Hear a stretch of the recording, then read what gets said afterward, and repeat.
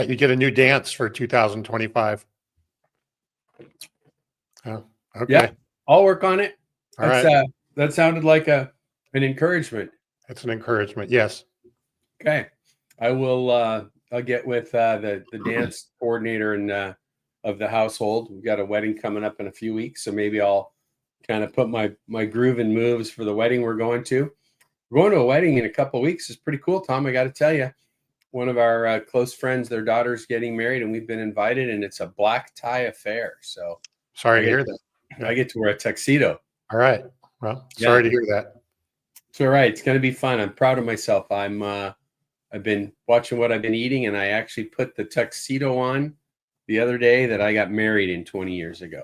So, all right. Well, good job. There's my pat on the back. All right. So, that's it. So how are you? It's good to have you back in town.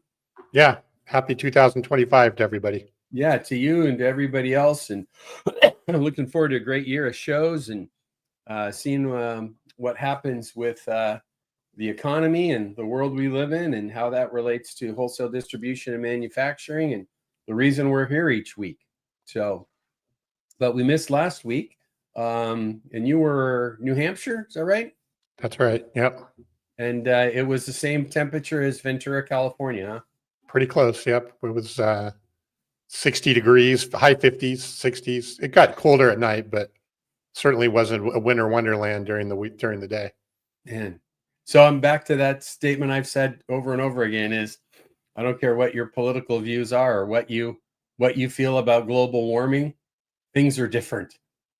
The weather is different. They are different. Yeah. Right. You've been married almost 30 years. Yep. Lauren, that's from New Hampshire. And what are you, 28 years, something like that? 30 almost. Yeah. Is it almost 30? Okay. And how many times have you been back there and around the holidays without snow? Oh, it comes and goes. It comes and goes. But the last few years have been definitely warmer. Gotcha. Good.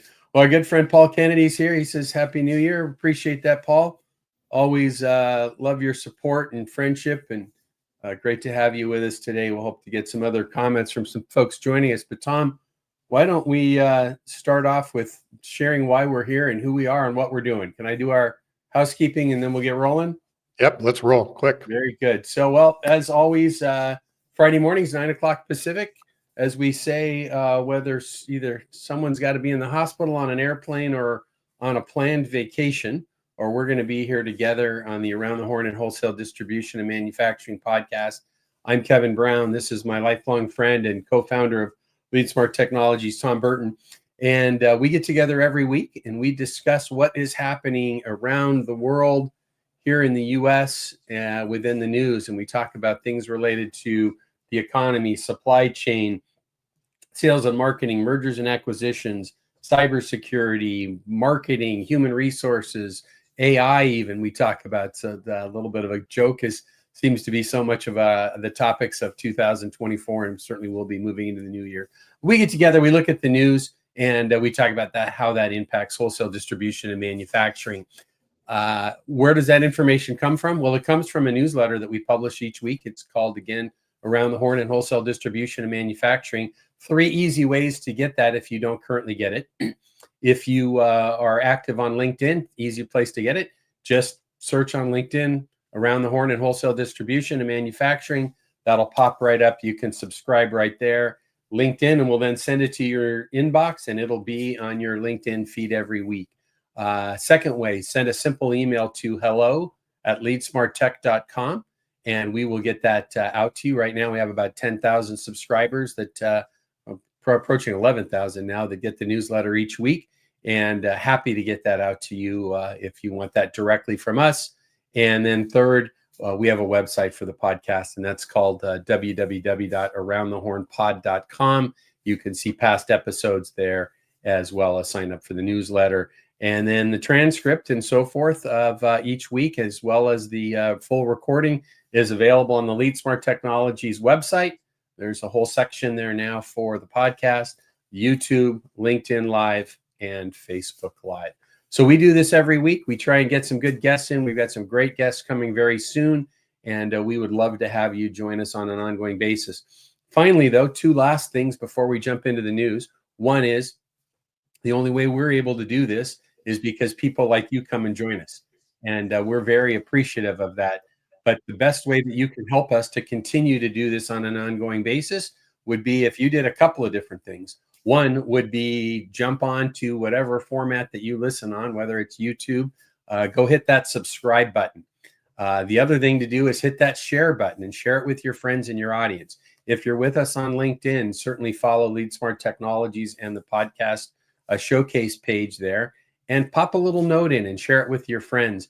If you're listening on the podcast, recorded podcast on Spotify, Apple Podcasts, wherever it might be, you won't be able to see the newsletter that we'll be showing today. But if you're listening in that format, remember that on the screen here in front of you, besides these two handsome gentlemen and all of the great people that are putting comments in live, would be that picture of that newsletter. And so if you're listening on the podcast, Apple, Spotify, wherever it might be, hit the subscribe button, leave a review. That gets this out to more people. Finally, in closing on all of this, we couldn't do this each week without the help of the team that does this. Got a couple of people behind the scenes, John and Lily, that take care of the nuances of getting this taken care of, and that costs money. And so the company that Tom and I work for, Lead Smart Technologies, is the sponsor of the show and the only current sponsor of the show.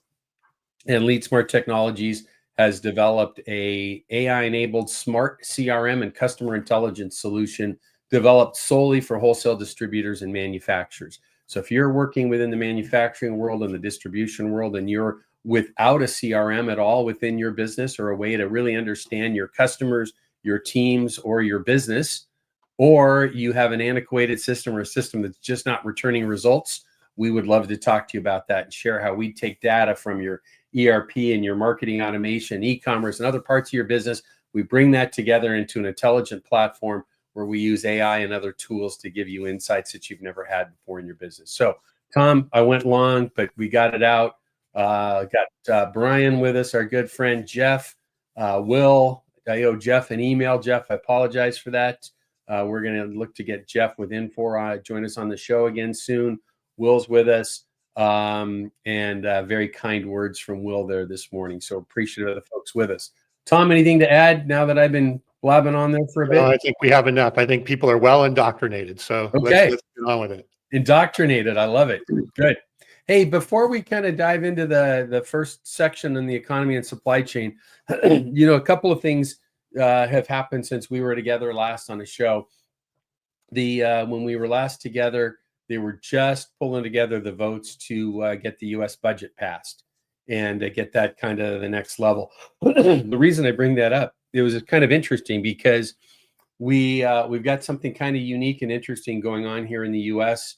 in Washington, D.C. We have a new group that's there, they're not even official yet because the new administration's not here, but this Doge group, right, with Vivek Ramaswamy and Elon Musk are going to lead this group that's going to try and take some swipes at the budget and make the government more efficient. And it's kind of an interesting thing to see because they're just already having an impact, but they're not even there officially yet. And it's just intriguing to me to kind of watch these people from technology and business world come in and take a business look at how the government is operating. And they really helped get pushing this budget agenda across, and kind of started using social media and other methods to kind of call people out, congressmen and senators, on some of the pork barrel stuff that's going on and some of the things going on and the political games that have been being played with the budget. So I thought that was kind of intriguing to watch that. Did you pay attention to that at all or have any thoughts? Yeah, I mean, a little bit. I mean, I think it started off as 1,500 pages and ended up down to, I don't know, 100 or 150 or something mainly. But yeah, I mean, I think they're playing to what they believe the people voted for. Yeah. Right. Which was efficiency. And they're going to use whatever channels are necessary to make sure that the public that voted understand what's going on. It's very, I mean, it's up until recently, it was very hard to even have a way of knowing what was in some of these bills that we're going through, right? They were large and massive, and now there's AI tools and things like that. You can help people, do those. But anyway, well, let's not understate that, right? I mean, if you stop and think about that, all of these are public documents that are available to the public purview. You can go download these things and go dump those into ChatGPT or Perplexity or Gemini or whatever tool you use, and ask it for a 3-page recap. Yeah. I mean, we've never been able to do stuff like that before. So very different scenario here. Yeah. No, it's going to have more transparency, right? And transparency leads to accountability. And that's basically what I believe has started to happen. We'll see how it continues, but I think there was a bit of that in this Yeah, first. no, it's going to be, like I said, and I thought it was interesting to bring it up because now you have this group, especially with Elon Musk, that's got this, crazy social following, specifically on Twitter/X. And I think what's going to happen out of all of this, it'll be interesting to watch and see. But I think the reality of a lot of this is that we're in a place here where nobody can hide anymore. And I think, that's I was listening to another podcast the other day, and they were talking about the founders of the U.S. were looking at this from a budgetary standpoint in the government of having nice checks and balances. Well, what we've gotten to a place now is, well, if you want that, what do I get, as opposed to what is best? And now we just watch this inflationary impact on the U.S. budget into the trillions and trillions of dollars. I thought it was interesting. I did a little research. We talked about this a couple of times in the past, and we asked the question about what percentage of government spending is of a U.S. GDP. And I found two different statistics. One was 33% is what it was in 2023. And another one was, somebody quoted was saying it was 25%. But when you start looking at that, is roughly a third of the U.S. GDP is government spending, whether it's on people or projects. That's pretty crazy. Yeah. And that's not just federal government. That's all government. State and local as well. Yeah, exactly right. So, Will, great comment from Will here. Transparency is the ultimate deodorizer. Yeah, that's for sure. That's right. Will, that is now on the public domain. That is searchable online as a great quote to start the new year out from you. So, last thing before we dive into the news time this morning, the Biden administration today is Friday morning, January 3rd, 9:15 a.m. Biden administration this morning fully blocked the acquisition of U.S. steel by Nippon Steel. So that is going to be probably in the courts pretty quickly. Valuable to this audience because steel prices, steel availability, and so forth are a big impact to building trades, as well as products that are being made that are distributed by a large part of our audience. Certainly think this is going to head to the courts. There were some big concessions made, offered this earlier this week on the acquisition, basically with the U.S. government being able to basically veto any decisions that were being made by the new owners, being a Japanese owner, but that still wasn't enough. I was just looking, I was surprised. I expected U.S. Steel would be down, stock would be a lot more down. It's down $1.82 this morning. Let's see, going to look at what the percentage was, but anyways, it was I thought it would be a bigger hit to that as well, but we'll see what the incoming administration does. The incoming administration, Trump has already said that he agreed with blocking it, but there's some additional fixes in there and caveats in there now, so we'll see what happens next with that. So something to watch. Okay, good to hear from our good friend Dan Judge. Dan, probably, I'm guessing this time of year is probably in Florida, not in Lockport, New York. But Dan, we always appreciate when you're with us. I'm due for a phone call with Dan. I'm going to set that up. I haven't talked to Dan in a while, so that's great. Dan is the founder of Net Plus Alliance, one of our great partners at Lead Smart. Let's dive in here, Tom. Economy and supply chain. So China manufacturing activity slows in December as trade risks grow. Any thought on your side on that? Well, I think these first two articles actually end up, to me, and there was even another article downstream a little bit that go arm in arm. The second article, tariff.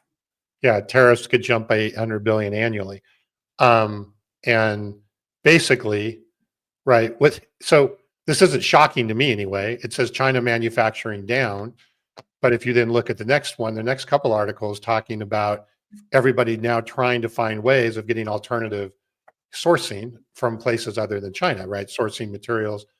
What I found interesting in that article is I think that the proposal is an additional 10% tariff is what the additional that Trump is proposing. And what they were saying in there for a lot of, that could eat up profit margin for a lot of companies. Well, that's the biggest point that my takeaway from the article and that came out of this. So the two articles that we're kind of initially referencing. Third article is going to talk a little bit about tariffs that Mexico is working on. But again, if you're listening in on the podcast platform and you're listening and not watching, we're looking on our screen right now at the newsletter that we publish each week. And again, happy to send that to you if you don't get that. But the first article was an AP News article about manufacturing activity slowing in China. Now, that could shift pretty quickly, right, Tom, with government just propping some things up artificially, which is the biggest concern here in the U.S. is that's not a fair playing field when the government is artificially pumping things into an economy in that setting to manipulate prices.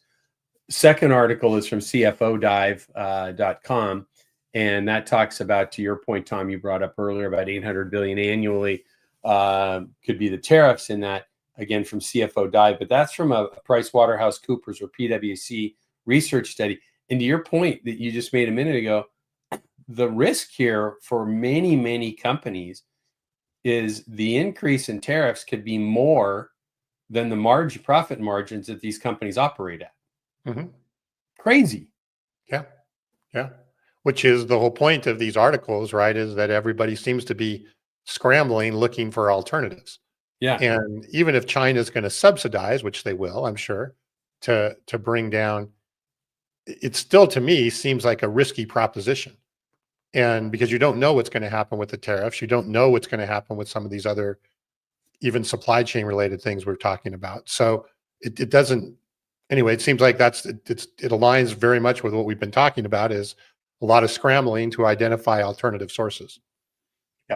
Yep. Well, that's, the impact and why we talk about it here is it could be huge. And so now we're talking about, and we're going to talk about it a little bit further today as well, but we're talking about and this is, so we'll talk about alternative sources and so forth, but we've been talking, as long as we've had this broadcast or this show that we do, we've been talking about nearshoring and onshoring.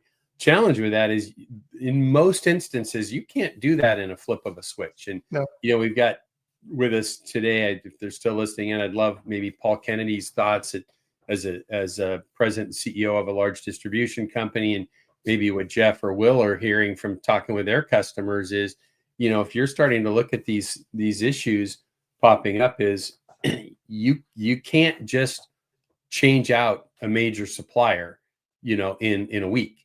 And now people went through a lot of these types of things when we had the pandemic hit us, but this is something that takes some time to do, especially if you're going to on the manufacturing side of things. So this could be, pretty major impact on folks. And I don't think you can run for the hills fast enough on some of this. Yep. Good. So the next one we talk about here is a Reuters article talking about Mexico unveiling new tariffs. Now this is kind of starting off with them. What they're really kind of looking at with this is, as they call it, starting with e-tailers.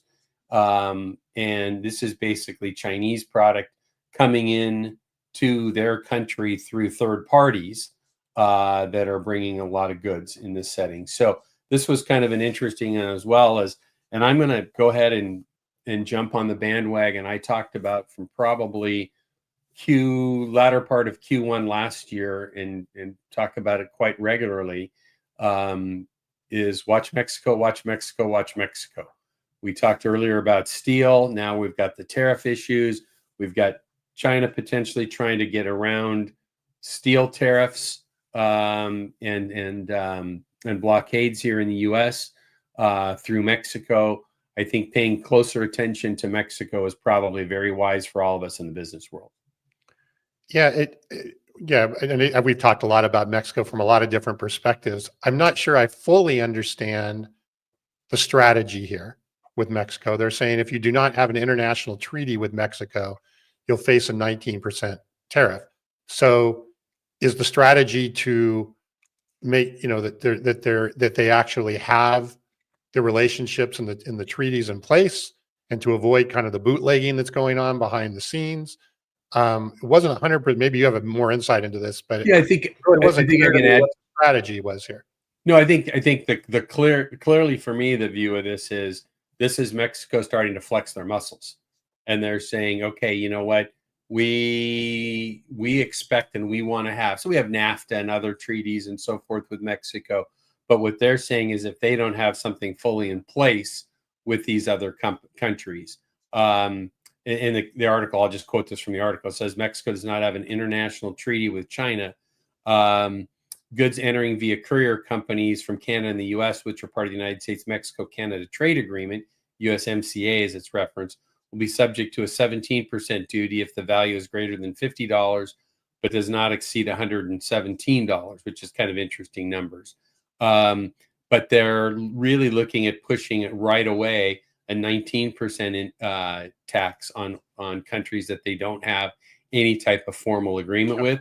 And so I think this is them entering the game and saying, okay, you know what, and perhaps, and I would not purport for 1 second to be smart enough from an economic standpoint to look at if they're using this to saying, okay, well, we're going to offset our increased tariffs into the U.S., which are potential with the new administration, by gaining some dollars from other places. But I think my view of this, again, and you've heard my opinions on, excuse me, Tom, on still getting over this respiratory infection. My view of this, and maybe it's being 70 miles from the Mexican border, is that Mexico sees themselves, as other parts of Latin America, as a very large, specifically Brazil and some other countries, are seeing themselves now as a very significant player on the world stage. Very different than our historic view of having the maquilador corridor, border corridor with the U.S., where we've got auto plants and stuff like that in some other parts of Mexico. Mexico has an opportunity now to really change their place and their standing on the world stage, and I think this could potentially be a significant factor to that. Okay. Yeah. If anybody else out there is smarter than me on this and understands it better, let's hear it. But it's good. So kind of all roads in discussion today, Tom, and it really has been this way for a bit now with us, is, kind of all roads lead to back to supply chain. And these tariffs are going to have big impact on supply chain. The pandemic did, obviously. And now the next article we're going to talk to today, I've been probably for about 6 months now pulling some articles. If you're a maritime nerd like me, love boats, love the ocean, love the waterways, there's a great publication. It's just called gcaptain.com. And I learned about it, Tom, from our childhood friend, Bob Blair, who's a port ship's pilot in the Port of Long Beach. And great website about what's going on relating to shipping and issues within ports around the world and so forth. So I'm a little bit of a nerd for that type of stuff, being a water and ocean guy. But we've got this whole issue coming back up again with the Gulf Coast and East Coast port strike that's on pause. They've hit a tentative agreement, but this is getting a little bit crazy. And Maersk, who's the #2 container carrier in the world, is watching this pretty closely. And this article talks about Maersk saying they're not seeing any progress on this, which is a big concern. Well, the thing that got kicked down the road was the automation. That's right. Conversation. So, and that got kicked down the road to January 15th. So they they reached an agreement on the salaries, but they didn't reach an agreement on the automation part. I think we talked about this at the time. It's like, I kind of see another stalemate occurring here on this. I found it interesting that they stated in there that Trump basically was saying he was supporting the union in the lack of their concern about automation, which does seem to fly in the face of efficiency. So great point. I don't quite fully understand that automation and everything, and we've seen this in other parts of the world, can create a lot of efficiencies and certainly again reduce costs Yeah. and other things. I understand that it's very, very, I understand the impact and the potential impact to the worker. So I'm not suggesting that that's not an important issue, but still, it doesn't look like a whole heck of a lot has been accomplished, and we're less than 2 weeks away. And there is no way to stay competitive without adding for this country without adding some automation into the Yeah, ports.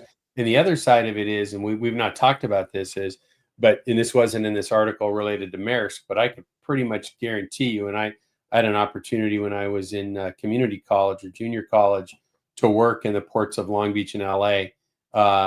And I worked for a company where we provided mail and transportation services and other services to the shipping line. So I was off and on super tankers and cargo ships and auto carriers 2-3 times a day, and great experience. And those are big companies with big power, those shipping companies. And if you think for 1 minute that they aren't pressing the shipping companies, these ports, to increase automation because they want to move their ships in and out as quick as they can, and other parts of the world, specifically Northern Europe, are extremely efficient and almost fully automated now, and we're going to fall way behind on that. I'm going to jump out a little bit on a limb here, Tom, and say this issue is probably the first test of the incoming president and administration of how firm they're going to stand behind what they said what he said pre-election. I don't know how he can continue to stand behind this on the automation issue. Now, certainly wanting to support the unions and wanting to support the workers is one thing, but this could be the first flip-flop potentially that we see. Flip-flop in what direction? Taking a different position. You mean as far as supporting the automation or not supporting it? Needing to support the automation and getting a deal done. Yeah. Right. Because I don't think there's any way you're going to get a deal done with the port operators and the shipping lines in this setting at all. There's any way to get that done unless you have some movement towards automation. And as we talk about it day in and day out on our show, is, automation does not necessarily need to completely replace jobs.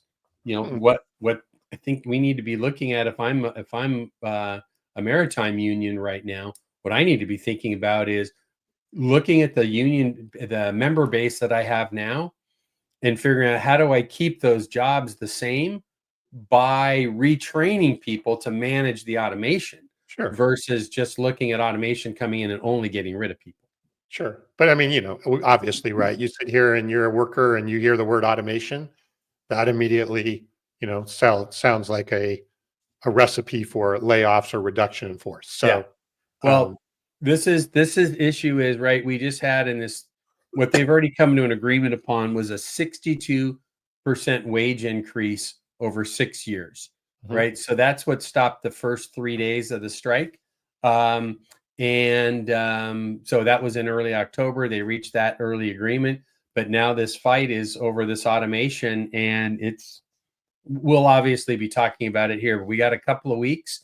And going back to, and Paul brought us a good comment here about, he says between tariffs, supply chain dynamics, and port labor talks, which, good point here. Hopefully this is only a short-term impact. All create overall uncertainty in project budgeting, pricing, and ultimately shake the confidence in moving forward on investment and financing projects and inventory. So, that's pretty straightforward. And that is, that's from the horse's mouth right there.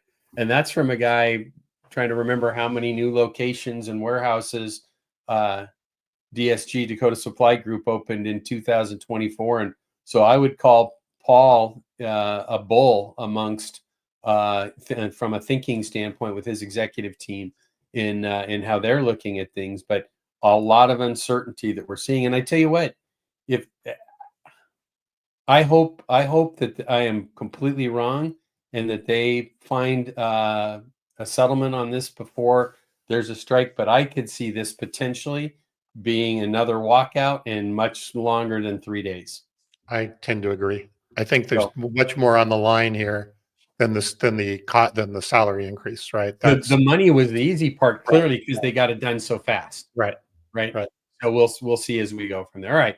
Want to roll it. And by the way, the other side of it is we have at the very, you don't need to scroll to it, Tom, but at the very end of our newsletter that we publish each week, we have a segment there called A Second Look. And there's another article from our friends at Modern Distribution Management about this. It's a little bit deeper dive about, but a lot of the stuff we've discussed. But another article is there in our Second Look, which is where we reserve that little place to put articles about things we've talked about before.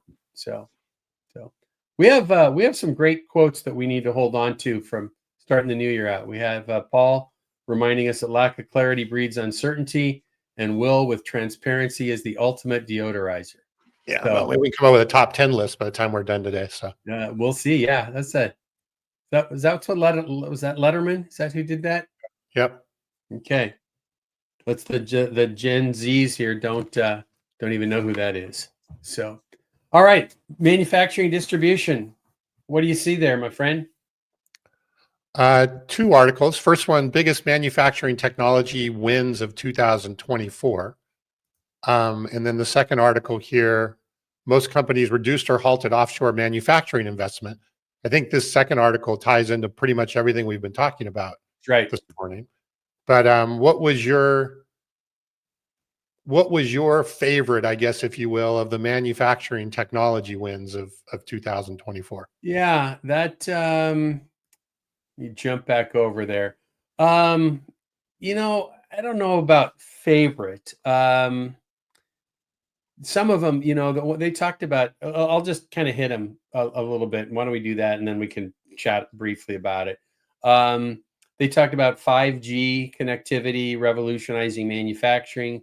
I think that becomes key as we start talking about smart manufacturing and so forth is, nothing, our world around us, right? I remember, boy, this was probably early 2000s.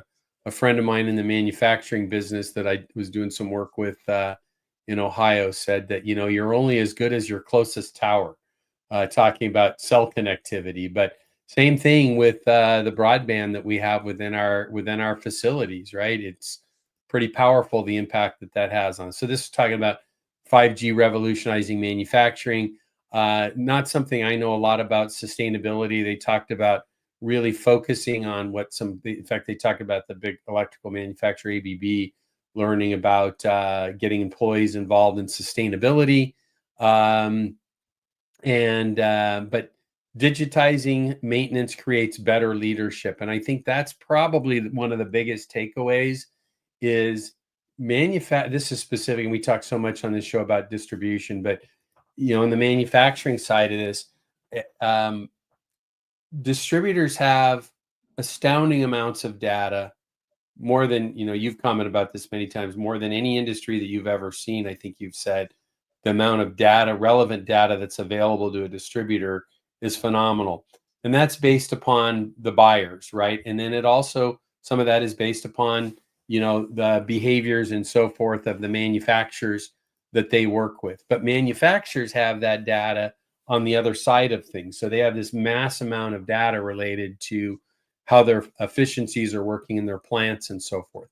And I think this is a big piece of what we're going to continue to see is the adoption of technology away from the type of technology that you and I work within AI and customer intelligence and so forth. That's the front of the house. Back of the house stuff, when we start talking about supply chain and manufacturing efficiencies and the data that's just coming out of machinery, I think is going to be some of the biggest things that we see. And this is probably, last year we saw a lot. We talked about it a lot on the show here, but I think this is probably going to be even a stronger year where we see the amount of data that's able to be used on a manufacturing floor, from taking supply chain data from vendors and machinery data and marrying all those things together to gain deeper insights than probably have ever been available. I see that as probably the biggest. Yeah, my favorite one on there, I think it was the last one where they were talking about the robot dogs. Okay. And it's my neighbor has one. So my neighbor works at a 3D printing manufacturing company. Yep. And they have one of those 3D dogs. And we went over and he kind of showed me how it works and everything. It's pretty interesting, right? Basically, it's the robot dog, and I don't think we have a picture of it here, but the robot dog basically roams around the manufacturing plant, much like a dog would, kind of looking and sniffing, quote unquote, digitally sniffing and looking for situations and issues, and it's really, really interesting. And that was one of the things I found the most intriguing of this That's article. great. I love that. I've met your neighbor, and has he got this robot able to make his gin and tonics yet? Probably pretty soon. I think that's one of the AI trends of this year is more physical AI. So well, we don't need to spend any time on this. I will make this comment though, but I've heard statements recently made that personal robots will, and I can't remember the number of years, I'm sure it's a decade away or longer, but there will likely be as many personal robots in the world as there are people. Now, that doesn't mean it's the size of a human. It might be a small, something that takes care of something for you at work and something else at home. But Jeff's got a nice funny one for us there as well. So the dog better get on that. Mine's down the hall, so I'm gonna have to have him learn how to do some things for us if he wants to be relevant anymore. Cooper, you hear that? But I think we're going to see so much, not just and obviously we talk a lot about digital twins, where we're all going to have many digital twins in our lives. That's a digital thing, but the actual idea of having personal robots, and guess who's one of the people that are leading the charge on building those? Yeah, same guy that brought us the electric car. Yeah. So no, we're going to talk more about that in a minute, I think, on some of the AI stuff. But anyway, that was and they're pretty expensive right now. I think he said they spent over $100,000 and they're not it's not as sophisticated as it could be, but it will get more and more sophisticated. It's very limber, and it's just amazing to watch it kind of in operation. We're very close to robots or machines that will be able to do equipment maintenance. They'll be sniffing for hazardous chemicals. There'll be leaks, fires, heat, pressure, the sensors that can be, and we're moving into a world of sensors as well, like we've never had before in that setting. So I think it's kind of an interesting time for that. So very good. All right, let's go on to e-commerce and marketing, because I think we covered before. Yep. So a couple of articles there. We don't need to spend much time on that. There's an interesting article, though, about this comes from Digital Commerce 360. Kimberly Clark expands focus on e-commerce and digital transformation. For time's sake, I'll hit that pretty quickly. We are getting more and more into a place where major manufacturers are finding the balance. I'm always nervous as I talk about this, especially when we've got, wholesale distributors that are with us and listening in closely. But we are entering more and more and more into a place in a world where manufacturers are balancing their market presence and their distribution partners, and then what's available to them as well to bring their product to market.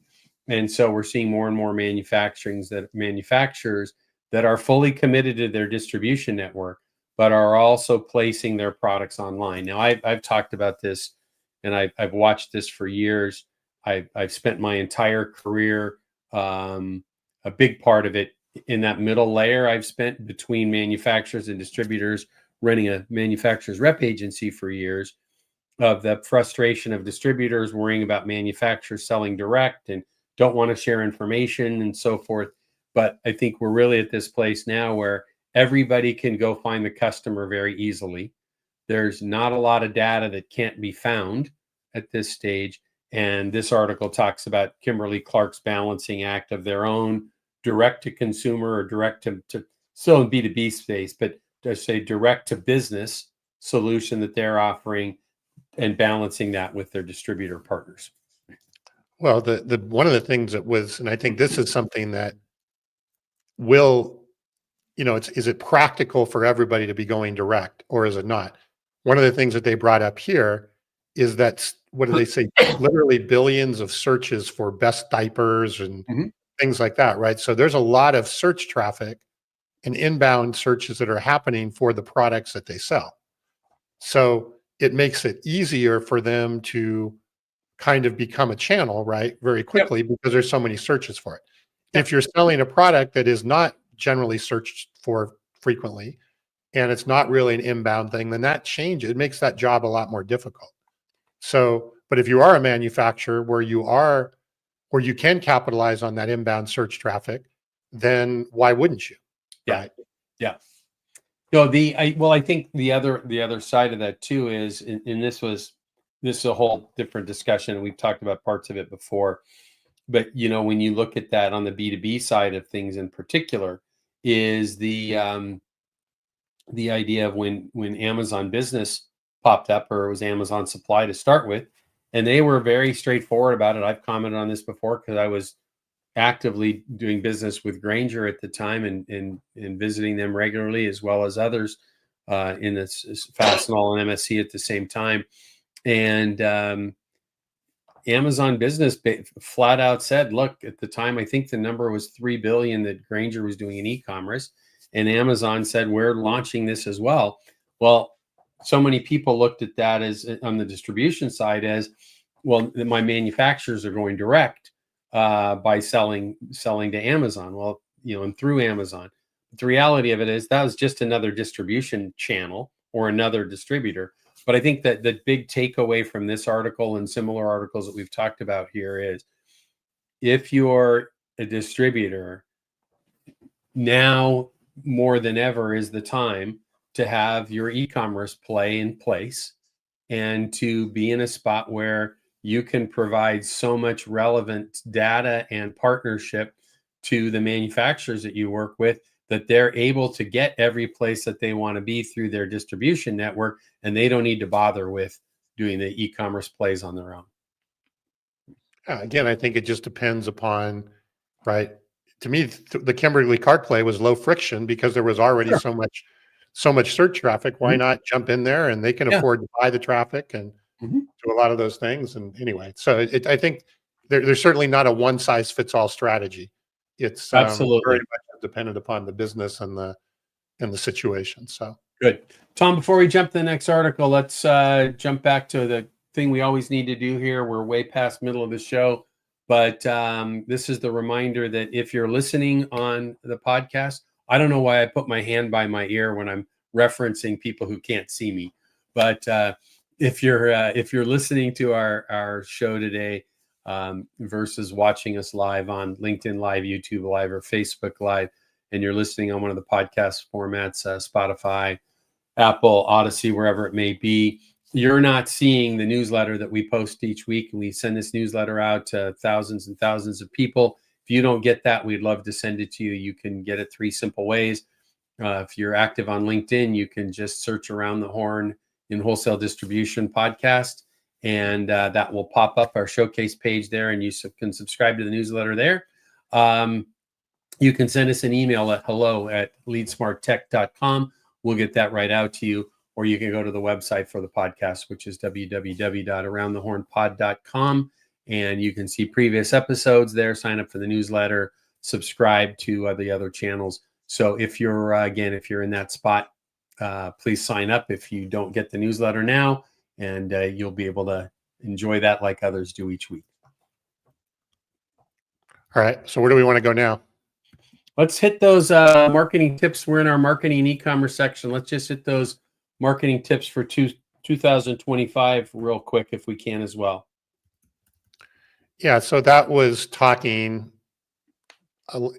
about, the importance of being present, right? A kind of an omnipresence, if you will, on social media and other places. I think there's a caveat, I as you know, right, in my previous life, I had a marketing agency, and I'm still very interested in the whole marketing area, even though I don't spend as much time with it as I used to. But Mhm. LinkedIn and some of the social stuff is getting very noisy with a lot of the AI stuff, and Mhm. especially a lot of the AI commenting. And I really think that, while I don't disagree with the points in this article, that having that omnipresence and being visible and all of those types of things, I think that the level of strategy that you really need to be thinking through and understanding who your customer is, your ideal, who you're trying to reach, all of that kind of stuff is going to be more important than ever. And then identifying a content strategy that, again, rise above the average, because there's so much average content out there, and there's more and more average AI content being created all the time that is just noisy. Yep. And I just, like, I was on the plane yesterday. I was like trying to scroll through LinkedIn, and I was like, this is a bunch of crap. It's like there's nothing here that is catching my attention, or very little. It's Obviously, you missed all my posts. yeah, yeah, yeah. Those go right to the top. So, No, there is, and it's kind of interesting when you talk about LinkedIn. I think this was interesting though from this article, and um, a lot of companies in social media goes so far beyond, and a lot of times in B2B we think so much about LinkedIn, but it's interesting enough. Even if you just looked at that, were to look at the screen that we have up now, the picture that goes with this article is showing lots of different platforms here. And the amount of people that are, well, and this is the simplest way to look at this, right? Tom, what's the second most popular or most used search engine in the world? YouTube. YouTube, right? But we don't think about that typically in the distribution or manufacturing world, about how much content do we have about what we do in our business on YouTube, right? I don't know about your household, but my wife, who runs a successful business as well, and is a very bright woman, she spends a whole lot of time scrolling through Instagram and TikTok as well. And guess what? Just because people might not be going to those other platforms to look for HVAC solutions or an electrical connector or a Klein tool or whatever it might be, does not mean they can't be influenced there because they're spending time there. And it's what generation are we? Are we, Tom? We X? Um, it depends upon. Yeah, we're Well, right on the edge of baby boomer and X, yeah, right? So the point is, baby boomers, Gen X, Gen Z, so forth, are all on these social platforms. And just because they don't go there necessarily to search for something that you do, does not mean that you can't influence them there. And that was kind of another takeaway from this article, right? Is there should be a broad omni-channel view of how we market, right? It's our events, it's our email campaigns, it's what we're doing at our branches, and touching these people across all social platforms. And the days of guys that are in their 50s and 60s, and guys and gals, of poo-pooing the idea of touching their customers on social is way behind us, and it's time to catch up if you're not there yet. The last comment I'll make on this before we jump into technology and AI and cybersecurity segment is back to that comment that we started with here, is YouTube is the second most used search engine in the world. People are going there and looking for things about how to install drywall, right? What type of tool to use for X job, what to do with this particular thing.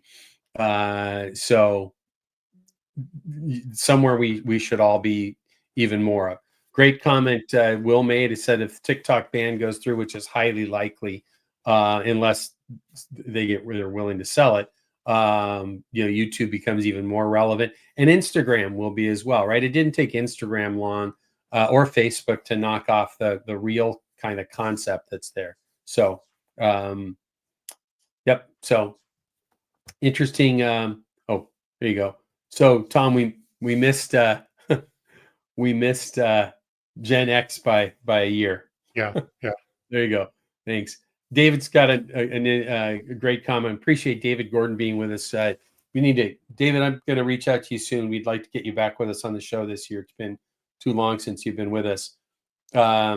So interesting talking about marketing and video and AI. TikTok and Alibaba's owners seeking to discount LLM model by 85%. And that could be trained on that TikTok content, which is an interesting thought. That's a kind of a rabbit hole that we could go down deeply about. This is a whole nother topic. In fact, Tom, maybe we should talk about this down the road. Is there's these LLM models, to David's point here, that are coming out of China. There was another new one announced last week that I was listening to some people talk about that they have been playing with, and the costs are a fraction of what you would see from the other more well-known models that are out there. And that's because of what they're using to train the models. They don't care about any rules and regulations and laws about where they're going to get the data from. Yeah. Yeah. Right. And, there's a tremendous amount of data in this case on TikTok, as he's talking about. Yeah. Tremendous amounts of information and so forth. I think that, though, ties into this next It does. this next set of articles that we can jump into. Do you want, we have 3 articles here in the technology, cybersecurity, and AI. Yeah. Well, let's kind of wrap the first 2 up. And both of these are from Reuters. The first one is from last week. U.S. Treasury says Chinese hackers stole documents in a major incident. Second one, again from Reuters. Putin urges Russia's government and top bank to boost AI ties with China. That just makes my skin crawl. That second. That's what I was going to tie into this one. The second one here, right? One of the things they mentioned in this article is, what are some of the things? What do you have to build models? You have to have chips, right? And in particular, the NVIDIA chips, right? That are the ones that everyone are trying to get their hands on. Of course, there's other chip makers that are jumping in. But what they're saying is that we have been keeping Russia from buying those chips. And I don't know what we're doing with, I really honestly don't know. I think it'll be interesting to find out. Are we selling, to what quantity of chips are we selling to China? Right. But Russia's not able to get their hands on these chips. So therefore they're at a disadvantage as it relates to building these models. And then they're coming back and saying, well, then, hey, we'll partner with China to see, maybe that's a way for us to get access to some of these hardware things that we need to do to build these models as we go forward. And the willingness to do nefarious things is pretty clear on both sides on that side. So yeah, and even if it's not nefarious, there, as you pointed out earlier, right? There's certainly a lot less guardrails. Let's put it that way. Yeah, on what they're going to be. That's an understatement, huh? Yep. So it's interesting, though. Let's kind of jumping back to some of these hacks. Is the Treasury Department, right? I mean, state-sponsored hackers were in the United States Treasury Department system. I mean, that in itself, to me, just kind of makes my head want to kind of explode. And now I have to try and think globally on this as well. As is there a podcast on right now in Russia or China talking about what the U.S. has been breaking into as well? So I don't know what this country is doing, or other countries are doing, but makes me a little nervous when we start thinking about the level of the breaches that are going on. When the Treasury Department themselves, you would think would be trying to maybe downplay this, called it, a major incident with a report that they had to make to Congress. Was a pretty big deal. Yeah, no, it's a problem.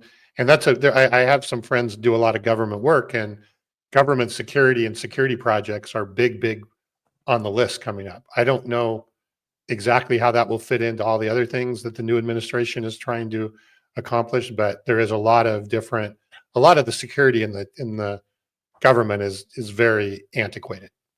So there's a lot of money and projects going into that. Decades old systems, right?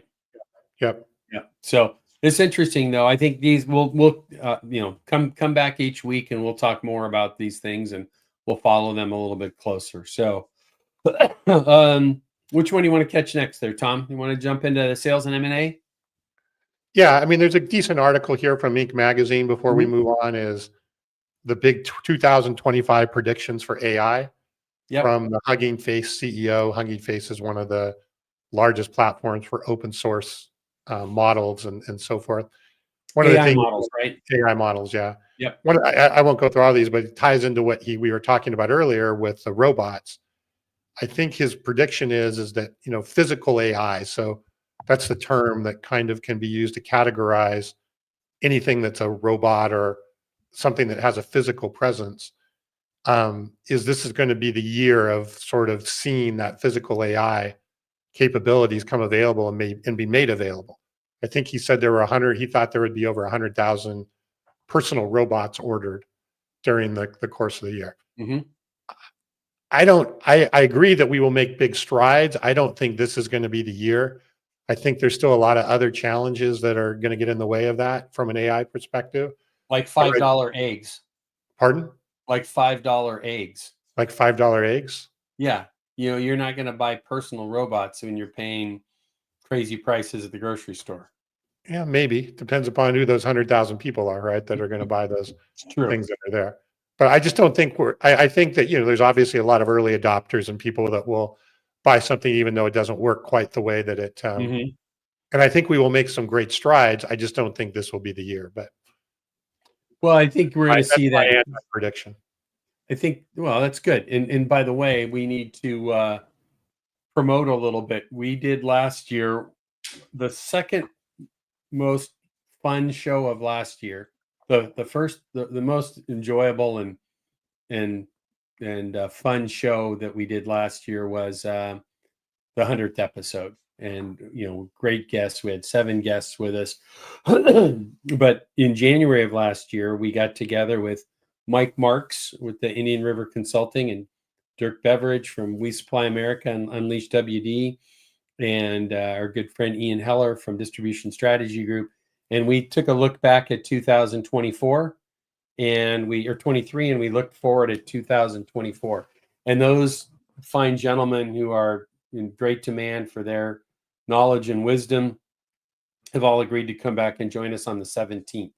So is that right? Yeah, 17th. So 17th is going to be a great show. I'm going to need to go to moderator training school for that ahead of time, because monitoring and keeping track of Mike is going to be a challenge. And then Ian will get the giggles if we're not careful. So, but that's going to be a great show. We're going to look back at what we talked about in 2024 and how did we all do on predictions, and then 2025. So hopefully that's going to turn into, we'll be planning that again for 2026 and 27 with those same gentlemen. All right, let's move ahead. Yeah. Sales and M&A. And our sales and M&A segment of the newsletter, December M&A recap. Things were a little slower. This is, by the way, all of our articles come from different sources. We use quite regularly some of the folks that we were just talking about. We use some of the information we get. The Mono Distribution Management, Distribution Strategy Group, National Association of Wholesalers, National Association of Manufacturers. We try and use their data quite regularly. MDM is now part of National Association of Wholesalers. And so they publish this on a regular basis. This is from December 30th, looking back. And literally, they've got some charts and graphs in here about the entire year of looking at each month's M&A activity. So they talked about, there was one large deal done by Builders First Source in Colorado-based Alpine Lumber, which was a big deal that were done. But things were a little bit off in December versus some of the other months, but still things powering along. And if anybody wonders if there's dry powder within private equity and or dollars sitting on the sideline from wholesale distributors buying each other, go read this document, because there's a lot of movement out there, and I think we're just going to continue to see more and more of it. Yep, that was a good summary. Good. All right, where are we headed next, my friend? A little bit of people stuff. People stuff. Yep. So let's jump to that one about one-on-one meetings. We were just talking a few minutes ago about our friend Dirk Beveridge, and Dirk's been in wholesale distribution world basically his whole life, because his dad, he runs the company his dad originally started, and Dirk is the one who called us out almost a year ago and said, "You guys don't talk enough about people." So we have our people and leadership segment here that we added in right after that good reminder from Dirk. And so this I thought was kind of interesting. This is we get information from all different topics that we bring. This is from the muse.com, and it talks about, but I read this was like the second or third article that I had recently read, and part of it is because of Jensen Huang, the CEO of NVIDIA that you were just referencing, NVIDIA a few minutes ago, revealed that he doesn't hold one-on-one meetings with his direct reports unless someone asks specifically to meet with him. And this goes through, I thought the article was interesting. And again, this is from the muse.com, but if you Googled dropping one-on-one meetings or the value of one-on-one meetings, you'll probably find quite a few articles about this. I just thought this was a nice yin and yang about why not to do one-on-one meetings and the things that go wrong with them. But then it followed up with, if you're going to do them, here's how to do them correctly. That was pretty cool. Yeah. And I don't think you can, his direct reports, right, are a different caliber of people maybe than you'd have somewhere in other parts of the organization. So I think you have to look at kind of where that sits within the organization. I can totally understand that he probably doesn't need to do one-on-ones with his direct reports, unless they need the help. But there are probably other, levels in the organization that maybe that would be benefited from. Well, and this article did reference that about different levels in the organization, but what they talked about is that oftentimes these are, in the simplest way to put it, is checking a box, right? And we do those because we're supposed to do them with an organization. So that doesn't matter if you're a shipping supervisor or if you're a CEO, right? It's how you're doing that. Do we have an agenda? Are we just checking the boxes? They talked even in here about, sometimes we don't have a good relationship with everybody that works there. And if you've got already struggles in a rocky relationship, there's a struggle with that. They talk too about if you're already checking in with them regularly and other things, then and I think all roads with this lead back to, if you're just checking a box that says I'm supposed to have these, they're probably pointless, and it doesn't matter what level of the organization that you're at. So that the last section of this article talks about why you should keep one-on-ones. And it said, for employees, one-on-ones can provide clearer guidance on confusing, new, or complicated tasks, provide clarity to team goals and organizational shifts. Support can be given about sensitive topics or political issues going on within the company, provide all kinds of transparency into performance. And it went on and on from there. So it talked about the data that can be reaped by the leadership role as well. So I thought this was a great one to just, if you lead a group of people, paying attention to how you do one-on-ones, if you do them, is key. So good. All right. What's next for us? Should we move into our scuttlebutt? Yeah, we can do that. So scuttlebutt section that we do each week, we try and populate some news here about acquisitions. Sonepar, who had divested Valen and the Valen industrial side of things, still had the electrical side of things in Asia. They've divested that into a management buyout from a leadership team there. So that was interesting. So I think that takes Sonepar completely out of any ownership of any of the Valen brand of a distribution there. Kind of a cool segment here too, the article there. This is from MDM about SRS distribution. SRS distribution, not many people outside of wholesale distribution would know about the huge distribution company of SRS, and they do everything from pool equipment and supplies to lumber and building materials. They sponsored one of last week's college bowl games. So the SRS Distribution Bowl now. So they're getting their name out there further and wider. But they've partnered with a technology company that supports builders and remodelers and connecting subcontractors and trade people. And I think, we're going to see this more and more as we look out there. We saw, what was the company that just went public a couple of weeks ago, Tom? That was a contractor. Service Titan. Service Titan, thank you. So I think we're going to see more and more connection between these, and it's interesting. It's something that you and I've talked about the leadership team, part of the leadership team at Lead Smart Technologies. Is we provide technology solutions to wholesale distribution and manufacturing. We have our Channel Cloud partner portal that allows manufacturers and distributors to communicate amongst themselves. And I think we're going to find this place very soon where a company like this toolbelt.com or Service Titan could be communicating directly with wholesale distributors as well, gaining data from tools like ours and other tools, and where we have this really interconnected place that goes from homeowner all the way back to manufacturer, right? And there's an interconnected world there. So I think we're going to see more and more of that coming. So good.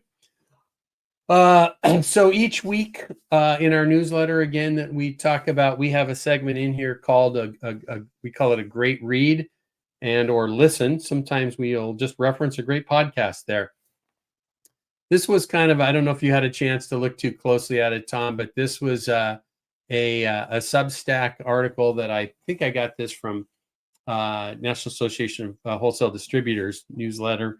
But this from a gentleman by the name of Skip Richard, and he talks about every new beginning. This was a great article to start the new year off, but every new beginning comes from another beginning's end.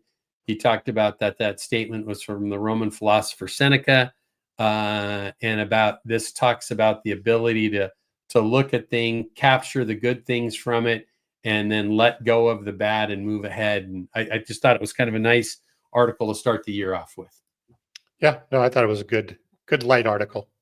Yeah, it was. But if you read stuff like this, and it's funny, our good friend we were just talking about earlier, Dirk Beveridge, just got back from a trip to Greece a couple of months ago, where he was studying Stoicism and philosophy and so forth, and how that goes into leadership and leading ourselves first. So I'm sure Dirk's going to talk about that when he's with us next. But this was good. It just sometimes we need to get out of our day-to-day heads of what we do day in and day out, and going through the motions and think a little bit deeper about some thoughts. So this was great. And so every new beginning comes from some other beginning's end. That was in a rock song from 10, 15 years ago as well, but came from a philosopher. And it's a good way to think about what's good from last year, what's good that's going on with things, what's maybe not as good that I can let go of and not let that pull me down. So I liked it.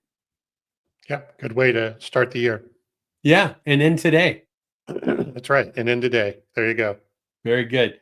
Well, thanks for the show today, Tom. We had some great comments from, it's funny. I look at this comment Paul Kennedy made when we were talking about the upcoming show on the 17th. He said a slate of industry icons, but Paul, you're an industry icon as well. Paul is the president, not just the president and CEO of DSG, but he's also the current president of the National Association of Electrical Distributors. So, and board of directors of affiliated distributors. So I really feel appreciative and grateful for the caliber of people. Some of the gentlemen from technology executives like Brian Connolly that was with us today, and David Gordon, who is I think thought leader in the electrical and HVAC market. Thought leader would be an understatement to reference David and his thoughts on the day, and obviously Will and our friends from Infor that are with us regularly. So I'm going to go into the new year grateful for what we accomplished last year, and excited for a lot more this year. So, any big prognostications for you for the new year before we get together with the other gentlemen? No, I'll save them. I'll save them up. Okay, so good. Well, we'll look out for robot dogs. That's all. Robot dogs serving gin and tonics, I think, is the key. That's right. Right. And that's the takeaway from today. That's right. So very good. Well, good show today, Tom. Thanks. I'm I'm excited about the year ahead with the show, with Lead Smart, and the stuff we're working on together there. The things that you and your team are building, some of the AI agents and exciting stuff that's going to be coming soon is just astounding and exciting. So thank you for all you do. As we wind down today, we're going to kind of give the reminders again as we close out the show. As always, we're here every week. Again, I'm Kevin Brown. This is Tom Burton. If you like what you hear, the best thing that you can do is share it with your friends, whether it's grabbing the content from LinkedIn and sharing the show link with some friends and encouraging them to subscribe. If you're listening in on the podcast and not watching the live show that we're doing today, which is YouTube Live, LinkedIn Live, and Facebook Live, then you're on the podcast formats, just please hit the subscribe button and leave a review. And if you do that, the algorithms on those formats are going to put us out in front of more people. Look for a great slate of guests. We've got a series of affiliated distributor executives coming. We're got a whole bunch of other industry, I'll say, titans, both from the technology world. We've got Sean Dubrovac, who's wrote a phenomenal book a few years ago called Digital Destiny.